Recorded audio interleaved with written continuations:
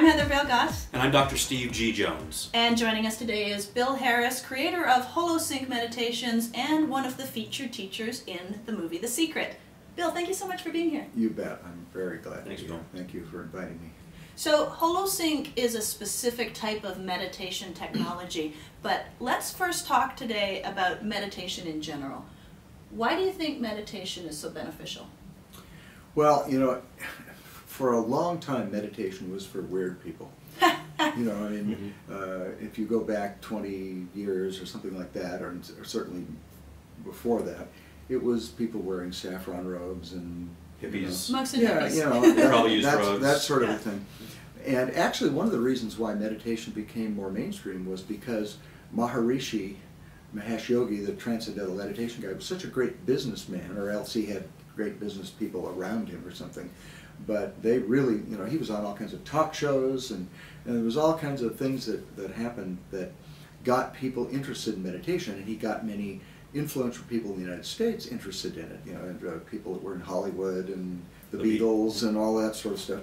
And so it became a little less weird, and then quite a few researchers started finding out what was going on in the brain. And one of the first things they did was map the brain waves that people were making while they were meditating.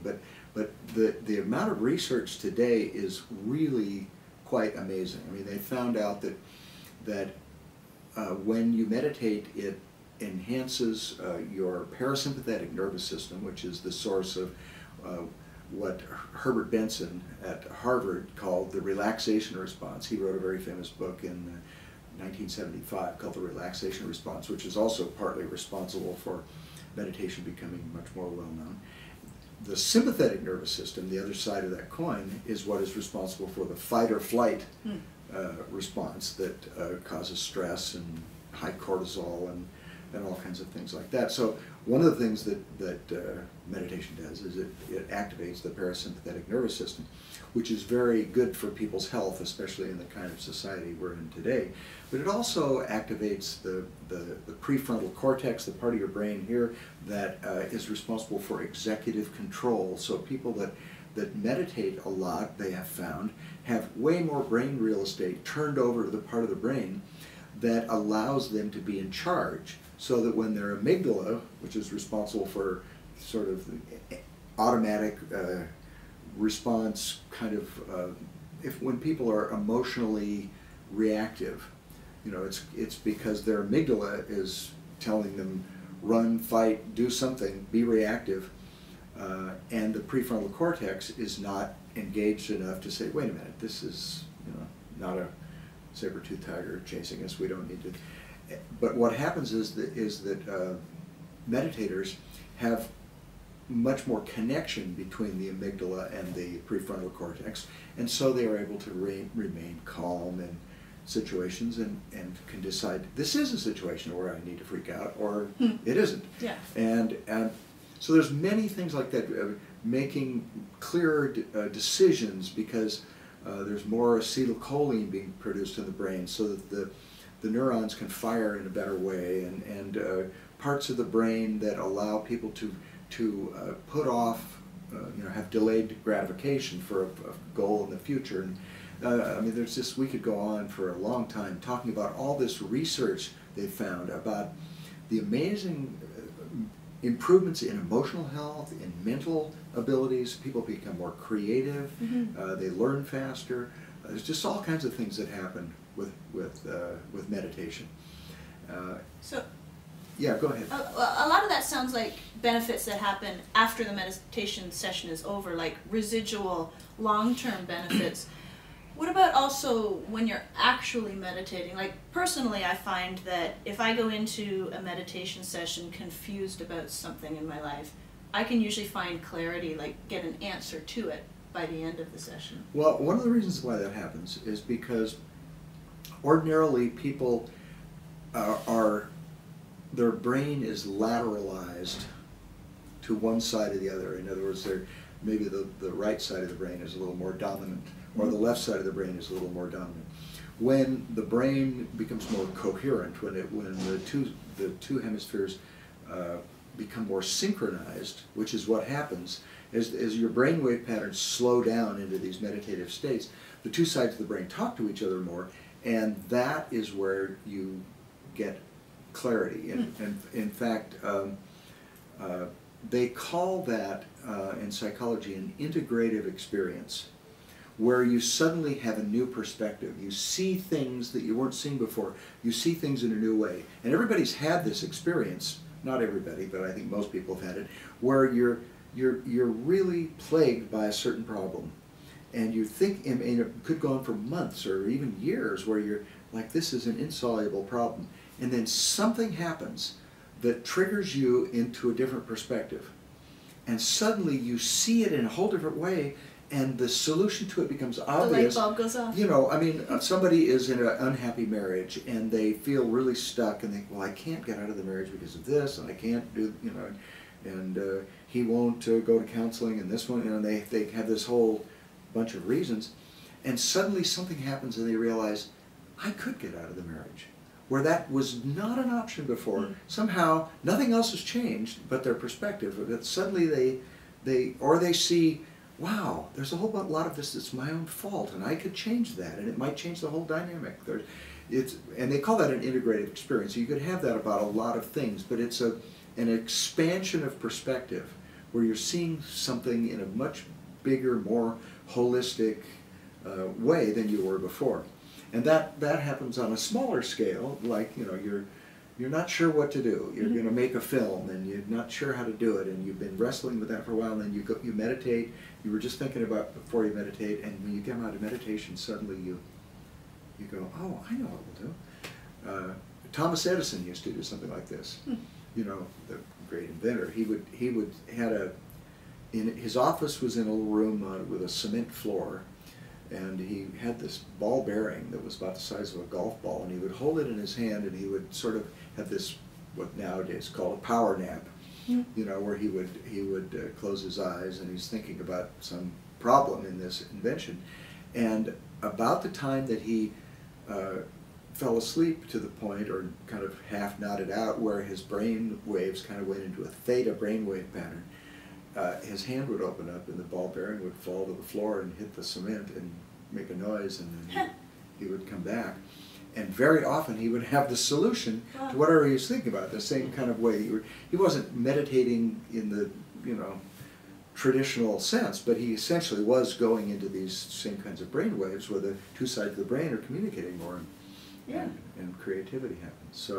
So, and you know, most of the time when people meditate, they do feel more calm, but there's definitely a period that can go on for quite a while, where all the stresses in the nervous system, all the repressed stuff that's keeping you from having a lot of clarity comes up. And so sometimes people quit meditating because they think, my mind should be quiet. And at first it's not quiet, though. You keep getting interrupted by thoughts, or by how your body feels, or noises. And you know, someone who's a very, very accomplished meditator generally you know, senses those same kinds of interruptions, but they're not bothered by them. Right. You know, having meditated for 40 plus years, I can sit still in a situation for a long time, whereas sometimes I'm with other people, and they're more hyped up people that have never meditated, and they just have a hard time just sitting still and being quiet, not even trying to meditate. Right. You know. Yeah. So that's just one of the things that happens. But these are changes in the brain. Yeah. Actual changes in the brain. It sort of maybe demystifies it, makes it sound a Yeah. little less magical. Absolutely. Sounds normal now. Yeah. So these are all benefits people can get from regular meditation, just sitting or lying, going quiet, going into a trance state.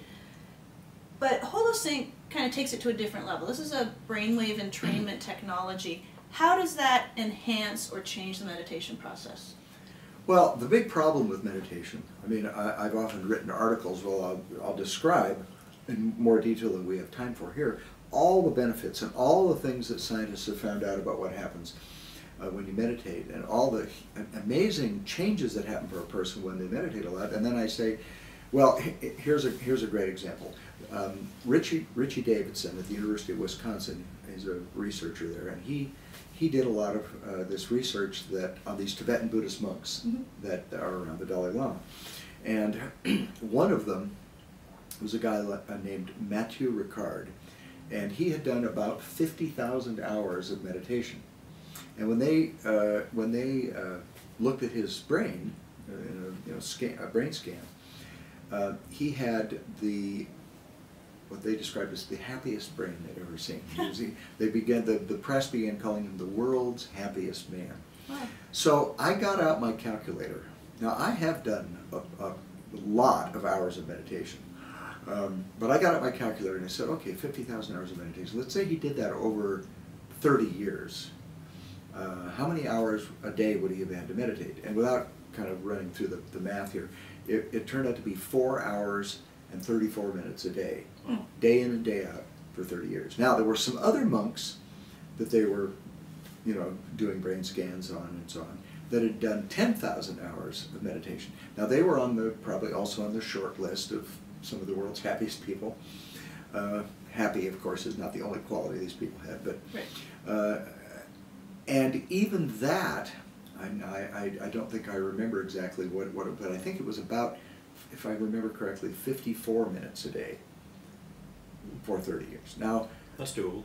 It's doable, but do you want to wait 30 years? That's for the benefit, yeah. I mean, it's not like you wait 30 years and then the benefits come. You begin to get the benefits as you go. But I have found that most people, even those who really believe strongly that meditation is good for you, they just can't fit it into their day. They don't know how to take the kids to ballet practice and watch Breaking Bad and because that's important. Just do all the regular stuff. Have a job. Yeah, life gets in the way. And all that kind of stuff. You say, well, I'm going to meditate when I get home, and then you get home and you're so tired from working all day, and not tonight. And so people blow off these things, or they get home and then one of their kids has a problem and they need to deal with that, and that's a higher priority, so they do that, and so it gets to be difficult to do it. So anyway, Holosync really solves that problem for a couple of reasons. First of all, you completely skip the whole learning curve, which takes a few years really to get good at getting into those slower meditative brainwave patterns. The first time you use Holosync, because it changes your brainwave patterns, we often say it meditates you. It sort of blows you away because you're just listening to something, and then when the time is over, you're going, God, I can't believe that I just listened to something and it changes how I feel so much. But it's not even as good as the feeling is. It's what happens to you over time as you do it, day after day, week, month, after, year after year, because you become, happier, more peaceful, more creative. You learn faster. Your mind is clearer. You stop being emotionally reactive. You feel more compassion for people. You feel more connected to other people. You feel more comfortable in your own skin, and it happens, we have found, we've been doing this for about 28 years now, that it does the same thing as traditional meditation without you having to do it umpty hours a day, and it does it about 8 times faster. So it's very self-reinforcing because you start to get benefits much faster, and instead of going through, having to force yourself to do it for all those a year or more before you start thinking, okay, I think I'm getting the hang of this. It just starts benefiting you right away. Then the other thing we discovered, I was a traditional meditator, and I was very skeptical about this whole approach at first because I was such a traditionalist. Mm-hmm. And then when I tried it and saw what it was doing, I'm interested in results. So okay, this works. And then the early people, those of us who were using this, we were very disciplined meditators and been doing it for a long time. All these things that you read about in the books that are supposed to happen when you meditate, and you have these little 3-second glimpses of it here and there, and think, okay, I think that was what they said. When we started using Holosync, suddenly we're having all these experiences we'd read about, but only had either never had or only had a few moments of, and now they're just happening a lot. And because I was really aware of what those experiences were, and some of them are very specific things, where you see certain things or whatever while you're meditating, and I thought, wow, this is the stuff I'm reading about, and here I'm getting this from listening to something that these yogis that wrote about it probably would think, oh, but it's happening. Yeah. So then, though, I discovered that you did not need to actually sit there upright in a meditative posture to do this, which I had been telling people for 20 years that was necessary, because these guys have been meditating for millennia, and they know what they're doing, I guess.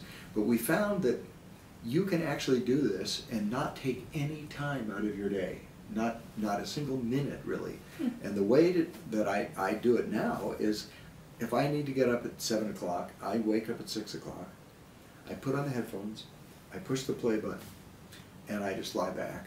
And when it ends, I immediately come back and I get out of bed. And I feel better than if I'd slept that hour. If I slept the hour, I'd get up and I'd feel kind of groggy, and you know how you feel a lot of times.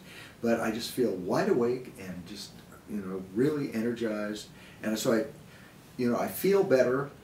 I didn't take any time out of my day, and I've got my Holosync done for the day. I think that's awesome. So it doesn't even take any time to do this. So it's quite amazing. Now you have some technology for people who want to do that, and if they want to get that, they can. But what we want to do from that is for those who want to do it on their own. I know it's the tough road. I know it's going to take longer. If someone just wanted to do that on their own, what would you take away from that and say, here, if you don't want to do the program, do this instead? Well, there are a lot of different kinds of meditation, and they are starting to find out that there are slightly different changes in the brain depending on what kind of meditation there are. The Tibetan Buddhists, for instance, have a number of different things that they have people do so that they sort of cover all the bases.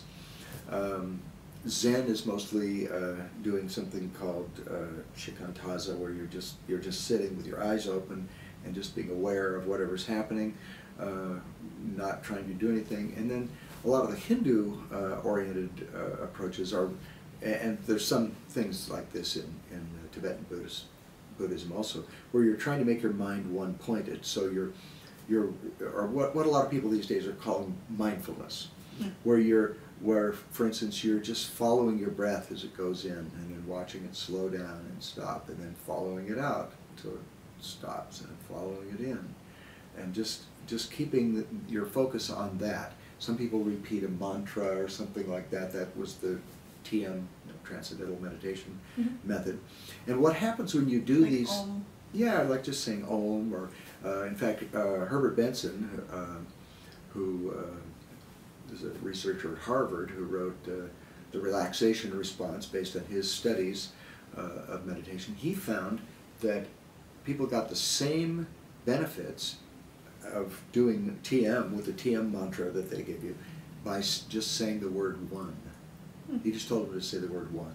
Just the calming repetitiveness of it? Well, there's when you're focusing on one, and it's really not even focusing. It's almost like if you were going to use one, you'd say it, and then you sort of listen for it, and it just comes back into your mind. One. And you just sort of listen for it. It's not like you're forcing yourself to say it, or trying to hang on to it or concentrate. It's more just sort of allowing that just to keep coming. And then what happens is, you're doing that, and then you suddenly say, "Oh, right, when I'm done, I got to go to the store. Let me see, I need oranges." And you start making your grocery list, or you start thinking about, "Gee, I wonder what Bob is bothered by." And you start thinking about that, and as soon as you realize, I mean, that's normal to have that happen. As soon as you realize, I'm making a grocery list, you just say, "Okay, I'll do that later." And you go one, you go back, just go back to it. As soon as you notice you're distracted, then you just go back to to the breath, or to the word you're saying, or whatever. And people could say, people could repeat the rosary as a meditation. If they're Catholic or something, it's just it's the one-pointedness that what happens in your brain is the part of your brain that's responsible for the ability to focus in that way gets thicker. The more neurons are turned over to doing that. This is what people speak of as neuroplasticity. The more that anything you do repeatedly, your brain turns over more connections, more real estate to that.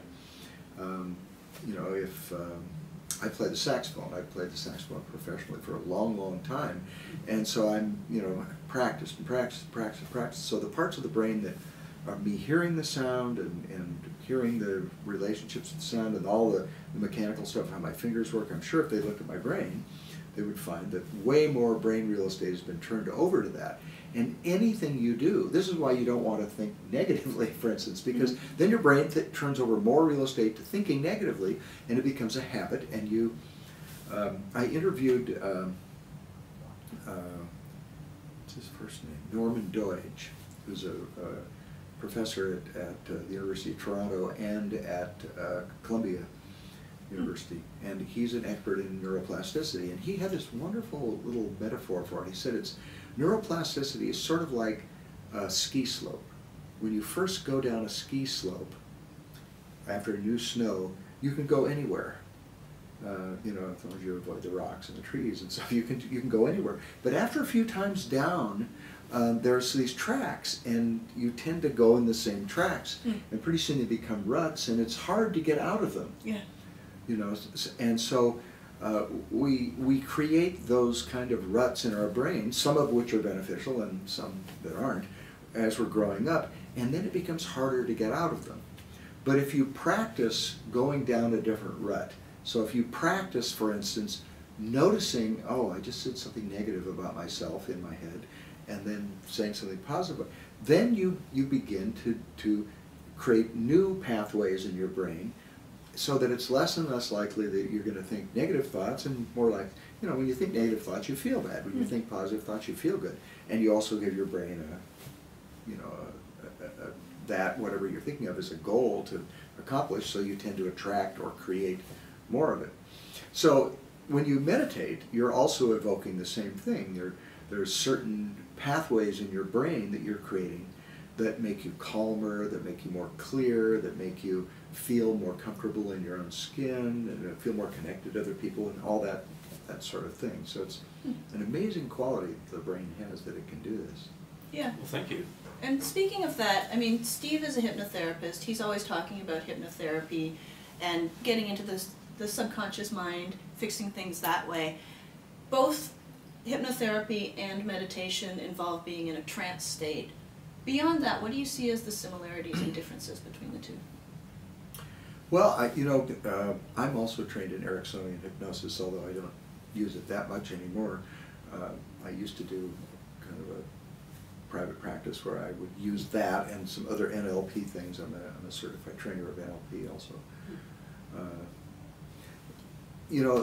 They are both make you more aware. Certainly, as you know, when somebody comes back for a number of sessions, they become better at going into a trance. Same thing is happening. Their more real estate in the brain is being turned over to that ability to go into that state.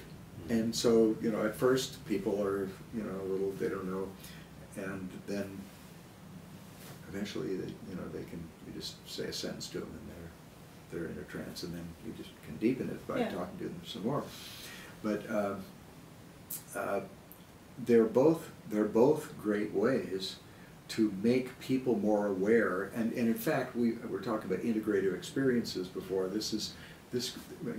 Hypnosis creates integrative experiences. It changes people's perspective in a way. It's more directive than meditation, and you need a facilitator you can learn to hypnotize yourself. Or if it's an audio. Yeah, or if you have an audio or something, but it's more of a directive thing. So it's CENTERPOINTE.com, and there's obvious places there where it says try Holosync right now. You click on that, and in a few minutes you can be experiencing it for yourself, and there's a lot of information about it on there, way more than I've been able to share here. Free experience, no charge. We can feel it, experience it, find out. Yeah. Thank you. Awesome. Well, Bill, this has been a great conversation. I've learned a lot about meditation, hypnosis, and everything all together. So this has been great. Thank you so much for sharing this. Well, I really appreciate you. Thank you, Bill. Asking me to do this. Yeah. I'm Heather Valgas. And I'm Dr. Steve G. Jones. Helping you heat up your success at HotSuccessSecrets.com.